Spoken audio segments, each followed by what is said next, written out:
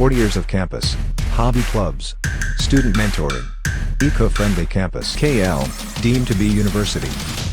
సుమారు 5 సంవత్సరాల క్రితం ప్రజలందరి ఆశీర్వాదాలతో, ప్రజలందరి మన్ననలతో ముఖ్యమంత్రిగా పదవి బాధ్యతలు స్వీకరించిన తర్వాత ఏదైతే ప్రజలు ఆశించి ఆయన్ని ముఖ్యమంత్రిని చేశారో, ప్రజల నమ్మకాన్ని ఏమాత్రం వమ్ము చేయకుండా ప్రజలు ఆశించిన దానికన్నా ఎక్కువగా వారికి మేలు చేస్తూ ఒక పక్క సంక్షేమ కార్యక్రమాలు, ఒక పక్క అభివృద్ధి కార్యక్రమాలు రెండిటినీ కూడా రెండు కళ్ళుగా భావించి, ఇంకొక పక్క జగన్మోహన్ రెడ్డి గారు ముఖ్యమంత్రిగా పదవి బాధ్యతలు స్వీకరించిన సమయంలో రాష్ట్ర ఆర్థిక వ్యవస్థ అంతా కూడా గత ముఖ్యమంత్రి చంద్రబాబు నాయుడు గారు ఏ విధంగా తన అస్తవ్యస్త పరిపాలనతో ఆర్థిక వ్యవస్థను మొత్తం చిన్నాభిన్నం చేశాడో మనకందరికీ కూడా తెలుసు. అటువంటి ఆర్థిక సంక్షోభాన్ని ఒక రకంగా మన రాష్ట్రం ఎదుర్కొన్నటువంటి పరిస్థితుల్లో గౌరవ ముఖ్యమంత్రిగా జగన్మోహన్ రెడ్డి గారి పదవి బాధ్యతలు స్వీకరించినటువంటి తరుణంలో ఒక పక్క రాష్ట్ర ఆర్థిక వ్యవస్థను గాడిన పెట్టడం మాత్రమే కాకుండా అభివృద్ధి సంక్షేమ కార్యక్రమాలని రెండింటినీ కూడా సమానంగా రాష్ట్ర ప్రజలకు చేరువగా తీసుకువెళ్తూ, ఇంకొక పక్క అదే సమయంలో ప్రపంచమంతా కూడా విలయతాండవం చేసినటువంటి కరోనాను కూడా ఎంతో సమర్థవంతంగా ఎదుర్కొంటూ దేశంలోనే అత్యధిక తక్కువగా ఉన్నటువంటి మరణాలు నమోదైనటువంటి రాష్ట్రం మన ఆంధ్రప్రదేశ్ రాష్ట్రంగా దేశంలోనే మిగిలినటువంటి రాష్ట్రాలకు అన్నిటికీ కూడా ఎంతో ఆదర్శవంతంగా కోవిడ్ను సమర్థవంతంగా ఎదుర్కొంటూ ఏ విధంగా ప్రజల మన్ననను పొందుతూ 5 సంవత్సరాల పాటు కూడా పరిపాలన చేశారో రాష్ట్ర ప్రజలందరూ కూడా చూశారు.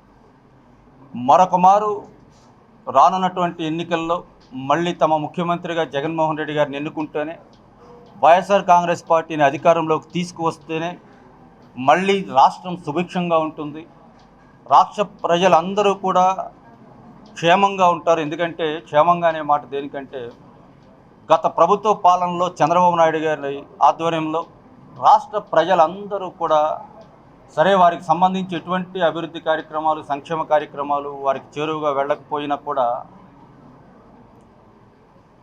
ప్రజలందరూ ఎన్ని కష్టాలు, ఎన్ని ఇబ్బందులు ఆనాడు ఉన్నటువంటి తెలుగుదేశం నాయకుల చేతిలో ఏ విధంగా దోపిడీకి గురవుతూ, అవమానాలకు గురవుతూ, ఏ విధంగా ప్రజలందరూ కూడా అనుక్షణం భయభ్రాంతులతో బ్రతికారో మనం అందరం కూడా చూసాం. ఈ రోజున రాష్ట్ర ప్రజలందరూ కూడా తమకు ఏ కష్టం వచ్చినా, ఏ ఇబ్బంది వచ్చినా, ఏ అవసరం వచ్చినా కూడా మాకు మా అన్న జగన్మోహన్ రెడ్డి గారు ఉన్నారన్న ధైర్యంతో రాష్ట్ర ప్రజలందరూ కూడా ఎంతో ధైర్యంతో, సంతోషంగా వారి కుటుంబాలతో జీవితం కొనసాగించినటువంటి విషయం కూడా మనకందరికీ కూడా తెలుసు. ఇటువంటి పరిస్థితుల్లో కొద్ది రోజుల్లో మళ్ళీ మనం అందరం కూడా ఎన్నికలను ఎదుర్కోబోతున్నటువంటి సమయంలో మళ్ళీ అధికార దాహంతో ఎప్పుడు ముఖ్యమంత్రిగా పదవి బాధ్యతలు స్వీకరించినా కూడా మిగిలినటువంటి చితకా పార్టీలతో ఆయన వాటిని కలుపుకుని అధికారంలోకి రావటము, ప్రజలందరికీ కూడా మాయమాటలు చెప్తూ, మోసపూరిత వాగ్దానాలు చేస్తూ, వారిని అందరినీ కూడా నమ్మిస్తూ అధికారంలోకి రావటము గతంలో చేసేవాడు. ఇప్పుడు ఉన్నటువంటి రాష్ట్ర ప్రజలు ఉన్నటువంటి పరిస్థితుల్లో ఆయన అబద్ధపు వాగ్దానాలు కానీ, మోసపూరితమైనటువంటి మాటలు కానీ, ఎన్ని చితకా పార్టీలు కలిసి వచ్చినా కానీ అధికారంలోకి వచ్చేటువంటి పరిస్థితి లేదు. రాష్ట్ర ప్రజలందరూ కూడా మరోమారు గౌరవ ముఖ్యమంత్రిగా జగన్మోహన్ రెడ్డి గారిని ఆశీర్వదించడానికి సిద్ధంగా ఉన్నారు అన్న భయంతో ఏ విధంగా జగన్మోహన్ రెడ్డి గారిపై ఆయన వ్యక్తిగత ప్రతిష్టను కూడా దిగజారుస్తూ ఎంత నీచమైనటువంటి రాజకీయాలకు పాల్పడుతూ ఉన్నారో వారందరూ కూడా మనం చూసాం. కొత్తగా పెట్టినటువంటి జనసేన పార్టీ పెట్టినటువంటి పవన్ కళ్యాణ్ లాంటి ఆయనకి రాష్ట్ర ప్రజల మీద ఎటువంటి ప్రేమాభిమానాలు లేవు, రాష్ట్ర సమస్యల మీద కూడా ఎటువంటి అవగాహన లేదు. ఇటువంటి వ్యక్తులందరినీ కూడా కలుపుకొని ఎన్ని కుట్రలకు దారి తీస్తూ ఉన్నాడో, ఆయన ఏ విధంగా అయినా జగన్మోహన్ రెడ్డి గారిని ఈసారిని గద్దె దించకపోతే రానున్నటువంటి 30 సంవత్సరాల కాలం పాటు కూడా ఆయన్ని ముఖ్యమంత్రిగా గద్దె దించటం ఎవరి వల్ల సాధ్యం కాదు. ఈ 5 సంవత్సరాల పరిపాలనకే ప్రజలందరూ కూడా ఈ విధంగా జగన్మోహన్ రెడ్డి గారిని ఆశీర్వదించడానికి సిద్ధంగా ఉంటే, రానున్నటువంటి 5 సంవత్సరాల కాలంలో కూడా ఆయన ముఖ్యమంత్రిగా ఉంటే మరింత ప్రజలకి చేరువుగా వెళ్తారు, వారి ఆశీర్వాదాలు పొందుతారు, వారి ప్రేమాభిమానాలను పొందుతారు. వారి పార్టీలన్నీ కూడా, తెలుగుదేశం పార్టీ కానివ్వండి, జనసేన పార్టీ కానివ్వండి, ఈ పార్టీలన్నీ కూడా గంగలో కలిసిపోతాయన్న భయంతో ఎన్ని కుట్రలు చేస్తూ ఉన్నారో జగన్మోహన్ రెడ్డి గారిపై మనమందరం కూడా చూస్తూ ఉన్నాం. ఇటువంటి పరిస్థితుల్లో మళ్ళీ వైఎస్ఆర్ కాంగ్రెస్ పార్టీ కార్యకర్తలం అందరం కూడా మేము జగన్మోహన్ రెడ్డి గారి వెన్నంటి ఉంటాము. ఆయన కోసం ఏ త్యాగానికైనా వెనుకాడం మేము. ఇది రాష్ట్ర ప్రజల శ్రేయస్సుకై, రాష్ట్ర అభివృద్ధికై జగన్మోహన్ రెడ్డి గారు చేసినటువంటి పోరాటంలో మేము ఆయన వెన్నంటి ఉంటాము అన్న లక్ష్యంతో ఈనాడు రాష్ట్ర వ్యాప్తంగా కార్యకర్తలకు సంబంధించి కార్యకర్తల సమావేశాలు ఏర్పాటు చేయడం జరుగుతూ ఉంది. ఈ కార్యక్రమంలో భాగంగానే ఈ నెల 27వ తారీఖున భీమిలి నియోజకవర్గంలో ఉత్తరాంధ్ర జిల్లాలకు సంబంధించి సన్నాహక సమావేశం, ఎన్నికలకు సంబంధించి, ఎన్నికల సమరానికి సంబంధించి వైఎస్ఆర్ కాంగ్రెస్ పార్టీ తరఫున సన్నాహక సమావేశం, కార్యకర్తల సమావేశం ఏర్పాటు చేయటం, దానికి స్వయంగా గౌరవ ముఖ్యమంత్రి జగన్మోహన్ రెడ్డి గారే ఆ కార్యక్రమానికి హాజరై కార్యకర్తలకు, వైఎస్ఆర్ కాంగ్రెస్ పార్టీ కార్యకర్తలకు, నాయకులకు కూడా దిశానిర్దేశం చేయబోతూ ఉన్నారు. ఇటువంటి ముఖ్యమైనటువంటి కార్యక్రమం మన ఏలూరు జిల్లాలో కూడా ఏ విధంగా భీమిలిలో ఈ నెల 27వ తారీఖున అక్కడ కార్యక్రమం ఉత్తరాంధ్ర జిల్లాలకు సంబంధించి జరగబోతూ ఉందో అటువంటి కార్యక్రమం ఏలూరు జిల్లాలో కూడా ఉమ్మడి పశ్చిమ గోదావరి జిల్లా, ఉమ్మడి తూర్పుగోదావరి జిల్లా, కృష్ణా జిల్లాతో కలిపి 3 జిల్లాలకు సంబంధించి వైఎస్ఆర్ కాంగ్రెస్ పార్టీ నాయకులు, కార్యకర్తలకు సంబంధించి ఈ సన్నాహక సమావేశం ఈ నెల 30వ తారీఖున ఏలూరులో జరగబోతూ ఉంది. గత 5 సంవత్సరాలుగా మన జగనన్న పాలనలో మేనిఫెస్టోలో ప్రజలకు ఏవైతే మాట ఇచ్చారో అవన్నీ వాగ్దానాలు కూడా పూర్తి చేసి ఒక బహిరంగ సభలో ప్రజలందరికీ కూడా నేను మీకు మేలు చేస్తుంటే మీరు నాకు ఓటేయండి అని ధైర్యంగా చెప్పి ఈరోజు మంచి చేశారు కాబట్టి ఇంత ధైర్యంగా చెప్పి ఈరోజు మళ్ళీ కూడా ఈరోజు రాబో ఎలక్షన్లో ప్రజలు ముందుకు వస్తున్నారు. సో ఈ ఉభయ గోదావరి జిల్లాల్లో, అదేవిధంగా కృష్ణా జిల్లా అన్నీ కూడా కలిపి ఏలూరులో 30వ తేదీ ఒక సన్నాహక సభ ఎలక్షన్కు పెట్టబోతున్నాము. ఈరోజు మా ఏలూరు జిల్లా అధ్యక్షులు నాని గారు, అదేవిధంగా వెస్ట్ గోదావరికి సంబంధించిన ఎమ్మెల్యేలు అందరూ కూడా ఈరోజు మాట్లాడడం జరిగింది. ఈ సభని భారీగా విజయవంతం చేసి జగన్మోహన్ రెడ్డి గారి మెసేజ్ని క్యాడర్ అందరూ కూడా ఇచ్చే విధంగా ఈ సభని ఆర్గనైజ్ చేయబోతున్నాము. 30వ తేదీ మధ్యాహ్నం 2 గంటలకు ఈ సభ ప్రారంభమై సాయంత్రం 5 గంటల వరకు ఈ సభ ఉంటుంది.